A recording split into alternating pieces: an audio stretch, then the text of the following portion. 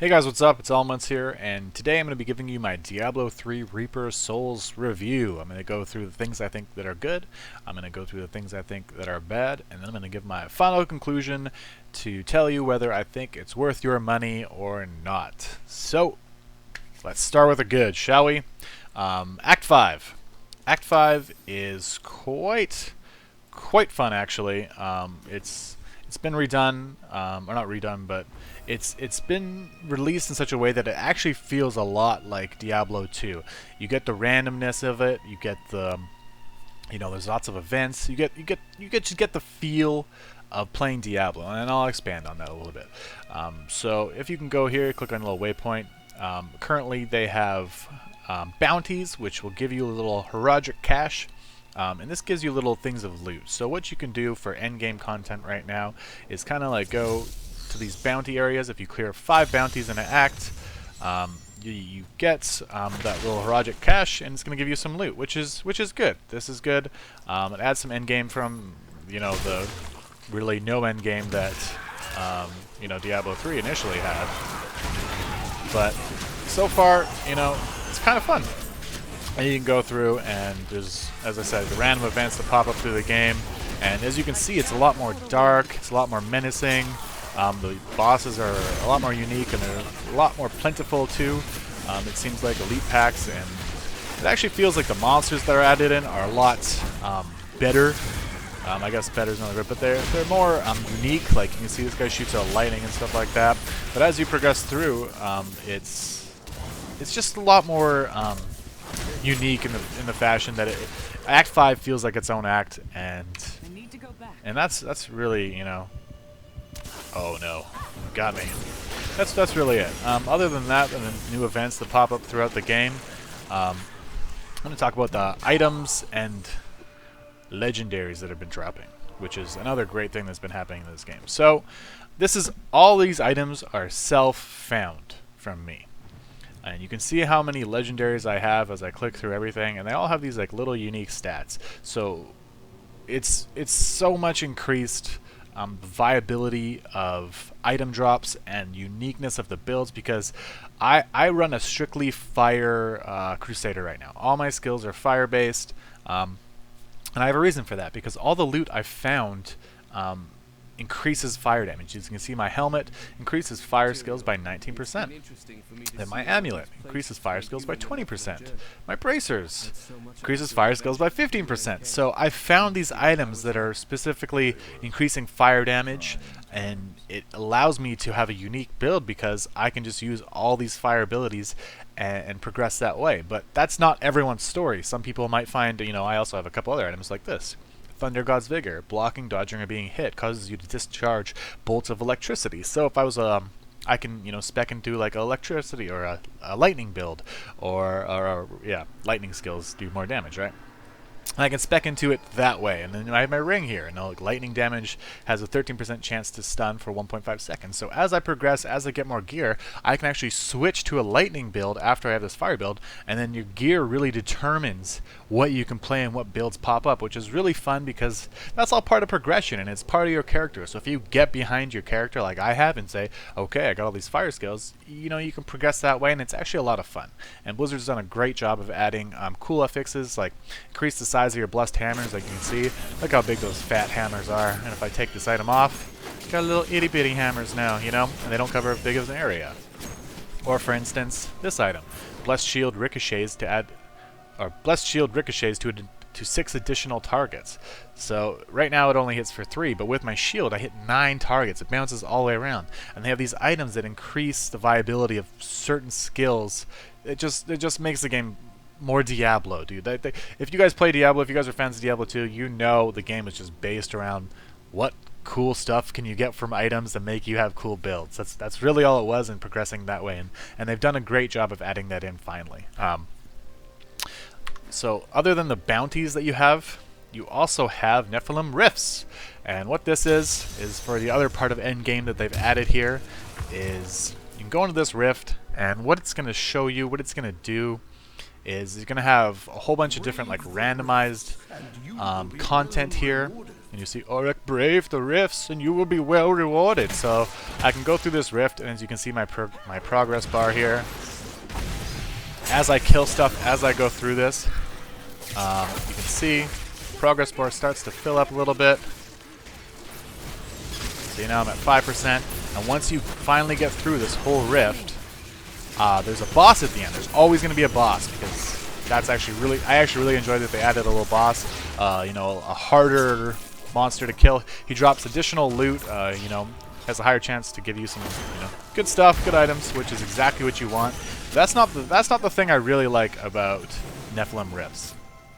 So I'm not going to do a full rift because that would take way too long in the review. I just wanted to show you guys.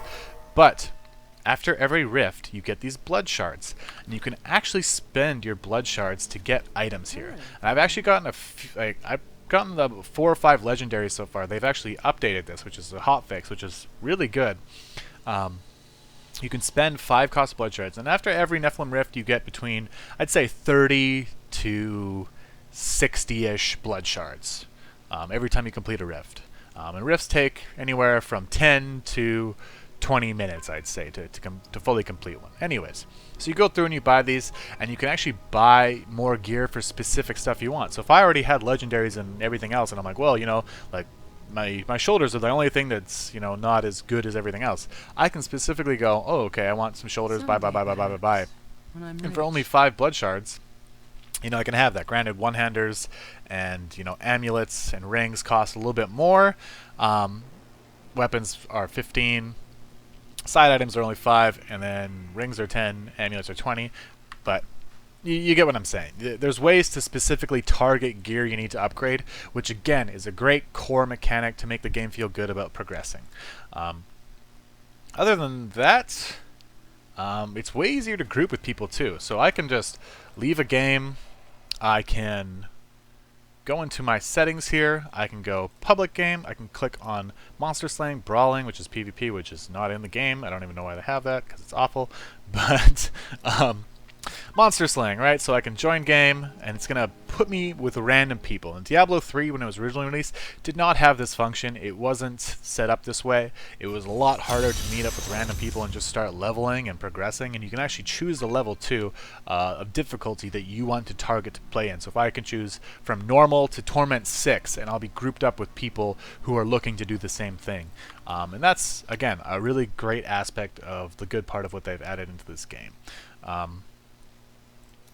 Next up is the bosses. So bosses in Act 5 are phenomenal. Like 10 out of 10. Blizzard, you finally made some cool boss fights. Like yes, I love it. I love boss fights. They're awesome. They're fun. They're I honestly feel like they're so vital to having a good, fun experience, and the reason Act 5 was such a fun experience is because not only was the act good, but every time I fought a boss, I was like, this shit is epic. Like, this is, like, yes, finally, my character has to move around. I don't have to, like, stand in one place and just, yeah, look at me. Look at the deeps, fat deeps, you know? Like, I'm moving, I'm running, I'm dodging, I'm waiting for his, you know, like, spells to be done with to go back in and DPS, because if I stand in it, I'm gonna die, you know? Like, it's... They made it dynamic, they made it fun, and I have to give Blizzard props on making Act 5 by far the best act. So much fun all around, from, you know, from bosses to events to randomness. Everything in it is just fantastic. And the final good thing that I really do like about Diablo 3, besides all of that stuff I just talked about for boss fights, is this new enchanter. I can't remember what a mystic, right? So you can enchant your gear. So you guys can see here that I've okay, I'll take something that I haven't changed. So it brings up your stats here, right? You got your strength, vitality, life, and then you have your secondary stats. So these are your core stats, these are your secondaries. And it actually shows me what I can change about my gear and change it, but you only get to change one stat. So you can change life, and I can get increased damage on my abilities, I can get cooldown reduction, I can get chance to deal area of effect damage. You know, there's a whole bunch of different stats that you can get through this, and it actually makes everything way more viable. Like, I've literally re-rolled absolutely everything. I think this is the only piece of armor I haven't re-rolled. See this? I re-rolled for all resist. This I rerolled for strength. This I rerolled for 70% increased damage on my crit strikes. Like it's added a lot of flavor, and it's made a lot of items less, quite frankly, less shitty in the long run, because it just helps you progress your character, and it helps you get the items you really need. The other cool thing, granted this is just a cosmetic thing, you can put your armor in, and it shows your guy like what he looks like with all the different kind of gears I found. And if I put something like my shield, for instance, I found oops, oh, transmog, not enchant. This is so you can see I can choose different shields that I've come across, and all the legendary shields all have their different unique stuff. And I actually like this a lot. Something that bothered me before is like the terrible cosmetic value of like the game, and how I looked clunky, how my shit just looked. It looked like I was a pub star, you know. And now when I look at my character, I'm like, damn, like you look good, son. Like it looks good. Like look at this. It looks really cool, actually. Oh man. Whew. Actually, yeah. Let's do the sword. Boom. So now I got a baller sword. Looking way cooler. And I did all that. Oh, there we go. Look at it. Look at that. Beautiful. Look badass. That's awesome. That's fun. Good job, Blizzard. So, that's really all I have to say about good things about the game. And then what I really like and what they've done so far. It's a playable game. It's fun to play. New act's awesome. Expansions for the content that was added. Pretty fun. The bad. The stuff I'm not liking about Diablo now. Dun dun dun. Alright. So, they only have one new act. Granted, that's pretty standard for Diablo, but the amount of time I spent on the act, I'd probably say I spent max amount of time to clear it, 5 hours. And for $40, clearing new content that only takes me 5 hours is kind of disappointing in the grand scheme of things. I wish I had more to do. I wish there was more content. I wish there was more endgame on release. It's kind of lacking in terms of things to do, which kind of sucks. And that's you know, it sucks that it's short. That's really what I have to say here. Is that it really sucks that it's short, and it really sucks that they only added one new class. Because again, if you know, look at Diablo 2, I guess they're not doing that, but they, you know, the expansion added 2 classes, the Druid and the Assassin. So I was really expecting like Crusader and like Necro or Druid or some other combination of Diablo lore, you know, to make a new character. And they just didn't do that. It's just not in, and that kind of bugs me. Because it's just, you know, again, for $40, is that really, you know, that much content added? No. Other thing that really bothers me is besides these Nephilim rifts, and besides the bounties that I can do, and you know, besides the, you know, key warden runs to do, you know, like the super bosses, when you go run in this door and it opens up for you, you can pop your keys in this thing, and it opens up a random portal, and you go fight 3 bosses to make the Hellfire Ring. But that was already in the game beforehand, and that's really the only end game that they have in here. So besides that, besides the stuff I showed you that was good, there's nothing to do. There's absolutely nothing to do other than progress to tier 6. And progression is fine, progression is fun, but is that really going to hold players past 1 month, 2 months, 3 months?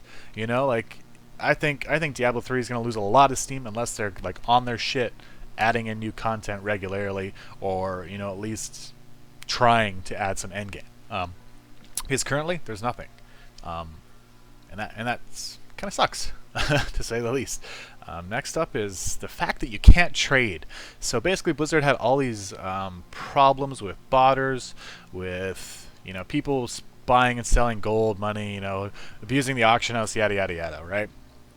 So trading is now limited to my game and my party. I can't trade with anyone outside of the group I'm finding my own legendaries in, which is okay, but I wish they had like a clan system or something, or you know, something that allowed you to at least, you know, hook your friends up with something, or make some small chain, you know, small trades, you know, something like that. but it's just there's just no trading in the game, and that was a massive part of Diablo 2. If you played Diablo 2, you know how fun it was to barter in the trade chats, to try to sell like I'll give you this X, Y, and Z for that item. And that was the fun of it, because half the battle was just trading with people to get the gear. It wasn't even finding it. It was like, okay, like what? Like I might have some stuff that this guy wants, and he might have some stuff that I want. Like another, like one man's trash is like another's treasure, and that was like really like a Diablo 2 theme, and that's just still yet to show up in Diablo 3, which is again really off-putting and it kind of sucks, because when you look at the stuff, when you don't have any end game and you don't have any trading to have a some sort of community to push forward with, it's kind of lackluster. Besides trading, balance is off right now, and that bugs me, and I'll tell you why. Because Blizzard is incredibly like snail molasses, like any slow moving pun I know. That is Blizzard, essentially. If you know Blizzard, they take their sweet-ass time to get anything done, and most of the time it's not fully fixed by the time they do it, or something else happens, And that's kind of like the state of Blizzard for the last 5 years, I'd say. It's kind of had that style where it's... Whatever. I'm not going to get into Blizzard. This is Diablo 3 review. Reaper of Souls. So again, balance is off. Like Crusaders massively suck compared to most of the classes in terms of DPS, survivability, mobility.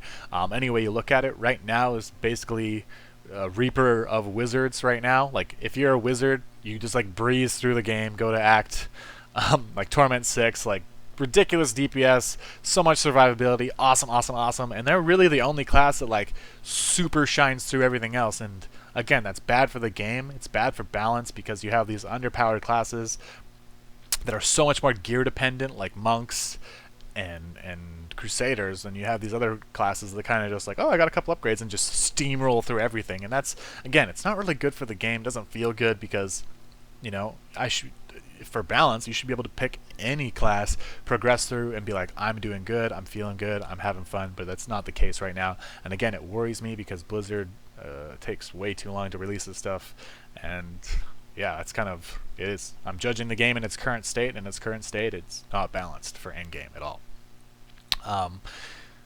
Here's kind of another thing that bugs me. It's bad. Still no PvP after years of promise. It's going on almost almost third year of PvP, which was shown on the original beta before Diablo 3 was even released, and then they scrapped it. And it's like, if they just gave us some battlegrounds or some 3 vs 3 or some shit, dude, you know how much fun people would have? Like, PvP was such a core aspect of Diablo 2. Like, I don't care what you say, you're wrong if you say Diablo is not a game for PvP and people playing it and having fun killing their friends. Because the only thing to do in Diablo 2 was to do cow runs, do bale runs, or fight Super Diablo. But if you weren't doing one of those three things, you were killing your friends, you were joining games to PK people, player kill people, you were joining that. Like, half the games were either doing PvE runs, or doing PvP, or trading. Like, that was it. That was Diablo 2. Kill your friends, kill the environment, trade with people. And right now, the only thing you can do in this game is kill the environment, and the end game's not even that great. So, you honestly can't deny that. If you guys really deny that, I mean, you can't disagree, because that's just, I'm stating facts here. Like, there is no end game. It's just kind of playable at the moment. And they really need to add something else, into this game, like PvP. Another thing that's bad is, despite Act 5 being so amazing, Acts 1 to 4 are just still really mundane, still pretty boring, and it's still incredibly linear. That's the thing that just bugs me the most about Diablo, is how linear it is. It's not really that fun to play through, and that bugs me. Diablo should be fun to play from Act 1 to Act 5. I want to play through the full game, get the full experience, and have a new, different, dynamic adventure every single time. It's fine if I'm fighting the same bosses, but I think it'd be really cool if you guys, I'm going to use a little reference here. Have you played Star Fox 64? And as you progress through the levels, there's slightly different paths you can take, which you always end up fighting, you know, the end game boss. Wouldn't it be awesome if Diablo did the same thing, where you'd fight different side quests and you'd fight different side bosses as you progress through the game? And you know, not massively different, but just a little bit different, making it so each time you run through the game, it's your own adventure, it's your own fun, and that's really what kind of Diablo 2 is like. You know, everything was randomized, and that's still lacking in Diablo. Acts 1 to 4 still just don't have anything. And like, I want to go do random stuff. I want to do more stuff, but there's just not that much stuff to do in the game because it's all so forced down your throat that you got to stay on this path. And again, I really don't feel like they should be doing that. What else do I not like? The environments overall in Act 5 are like amazing. The traps, the stuff that comes up, the way the mobs interact with you is all great. And I still kind of feel like Acts 1 to 4 are really, you know, missing that, again, dynamic monsters, dynamic mobs to fight. You know, just different ways the game is played. And it's, again, every act kind of just doesn't feel as good as Act 5. So I feel like everything just needs the Reaper of Souls treatment, because the boss fights, the only good boss fight in Acts 1 to 4 is Belial. Because Belial is amazing. Like, he starts off, he has his like little summons dudes, you kill away the summons, then he comes down and he like fights you, then he blows up, the screen pops away, and he's this giant fucking, like, excuse my language, but he's this giant, like, massive monster. He's hitting the ground, stuff's blowing up, and it's crazy. Like, it's epic. The word I'm going to use here is epic. And Act 5, epic. Belial, epic. The rest of the game is so lackluster, boring.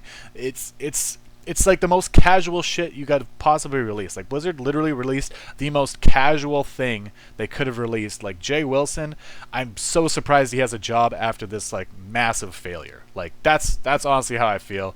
That it's like you released such a casual experience from what Diablo was such a hardcore experience, that it's just like a slap in the face to the franchise. And it's honestly kind of disgusting for all the gamers and all the, you know, fanboys who tried so hard to get behind Diablo, and you know, again, it was just like a slap in the face. It's a big disrespect slap, and that's really what bugs me about you know, the game currently is the no end game, nothing's changed. Acts 1 to 4 is still stuck, and the entire game just needs to feel epic like Act 5 does. So that's kind of the good, that's kind of the bad. Let's talk about the conclusion here. Is this worth your money? Overall, the game got released as an alpha.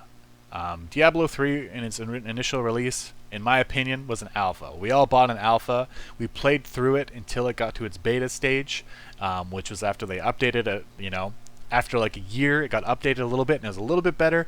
And then I kind of feel like that was its beta stage. They added like brawling and stuff. They added a little bit more. Then they finally added 2.0, and they finally added, you know, Loot 2.0 and all this character progression stuff that like was so needed into the game, but like that just made it playable.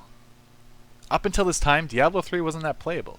It wasn't that fun. It wasn't that dynamic. It just wasn't. You didn't have any of these cool abilities or affixes on any of the items. It was all so flat and mundane. You know, there was no depth to this game. And all they've done is just add depth, add progression, and make it feel like you can actually play Diablo. So I kind of feel like Reaper of Souls is the release of Diablo 3. This is how the game should have been released. Not how it should be upgraded to, like, oh, you want to play the game? Give me another $40, which is kind of how I feel about Reaper of Souls right now. You know, and I don't feel that Blizzard should get praised, and I don't feel that, you know, like, you go look at IGN and all these review websites are like 9.5, like, best, the game is amazing, like, oh my god, they do so much. And granted they do, but that's kind of like, it's kind of like when you have a Spectrum and it's like, well, the game's unplayable over here and this is playable, and they just, boom. Does that make it a great game? No, it does not. It makes it a playable game, makes it a viable game for a couple months of play. But again, if Blizzard really doesn't put their foot down and actually jump into Diablo 3, jump behind it, and actually put a dev team on it, putting out new content, patching, releasing, putting some frickin' effort into this game, unlike they've done in the past with Diablo 3, I don't really see it surviving, you know, that much longer. You know, like granted this is awesome, but again, it's like it's not going to pull the Diablo fan base that was back into the game. And especially when you charge $40 for a playable game, does that really bring back the fans you slapped in the face with the release of Diablo 3? I'd say not really. In fact, I kind of think Reaper's Souls should be free or like $5 because you basically stole everyone's money. That's really how I feel. You released a game that was so just lacking in every shape and form, and then you charge $80 for overall, like grand total Diablo original and Diablo Reaper Souls is $80. And to charge that and still not have any end game and still not, be putting a lot of effort in, it kind of doesn't make it seem like Diablo 3 Reaper Souls is that great of a game. You know, and it really just comes down to, I'll say this the last time, Blizzard's going to really put effort into it. Because if they don't, Diablo Reaper Souls is not worth your money. It is not worth picking up unless Blizzard gets behind it, and only time is going to tell. And that's scary. But if you're looking for a game just to fart around in and have some fun in, and level and progress in the similar state to what Diablo 2 is, it solves that problem. It does. It's fun. I'm enjoying it. I have to admit, I am enjoying the game. I am liking progression. But again, it's at the cost of, for a grand total, if you haven't played Diablo 3 yet, $80. And that's a very steep price for a lot of gamers. And right now, I would completely say that Diablo 3 is fun. It's playable. I enjoy it. But it is goddamn overpriced for what you're getting. I think that's going to conclude my review. And I hope you guys enjoyed my Diablo 3 rundown of Reaper of Souls. Thank you for watching, and please subscribe.